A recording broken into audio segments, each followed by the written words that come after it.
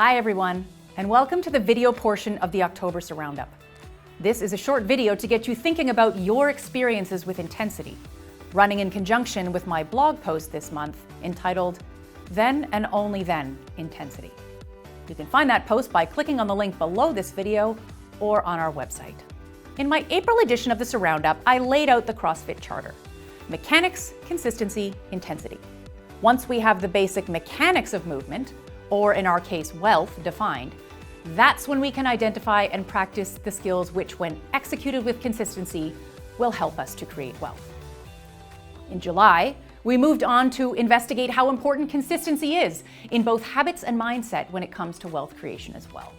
This month, we reached the final third stage in the CrossFit Charter, intensity. And what a moment in history to explore this concept, when it seems like we are regularly tested again and again with maximum pressure in this cyclical renaissance called interest rate normalization. But first, let's examine how the Charter defines intensity. The CrossFit Charter defines intensity not as an absolute metric, but rather as an effort that is relative to the physical and psychological tolerances of each individual. Further, fitness is defined as a long-term endeavor. Intelligently balancing safety, efficacy, and efficiency is essential to long-term success. Intensity is also not linear in the long run. At first, yes, we need good mechanics, then consistent movement patterns before we can add more aggressive speed or height or load. Translation when it comes to wealth, intensity when it comes to wealth is also linear at first, but it is also, in fact, cyclically iterative over the long run. But the long story short on this month's blog post is this: never throw away good mechanics or healthy consistency in the face of intensity. Instead, dial back the intensity however you can.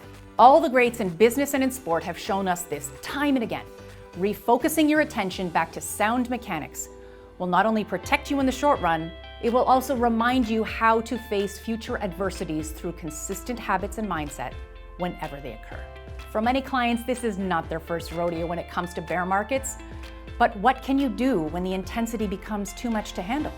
Well, here are some things clients have shared with us to help them refocus. Number one, explore the value of other assets you own besides your portfolio, such as art or collections, for example.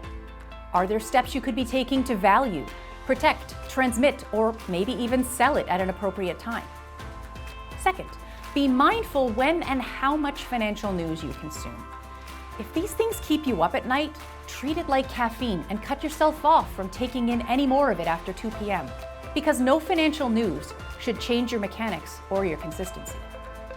Number three, what other wealth matters have gone unattended to because of procrastination or maybe even COVID? The most common discussion we have in meetings about wills is, oh, I've been meaning to do that. Well, this would be a good time to hunker down and do it, and we can help. Finally, revisit the places you spend the money that give you the most joy and utility, and rank them in order to the least.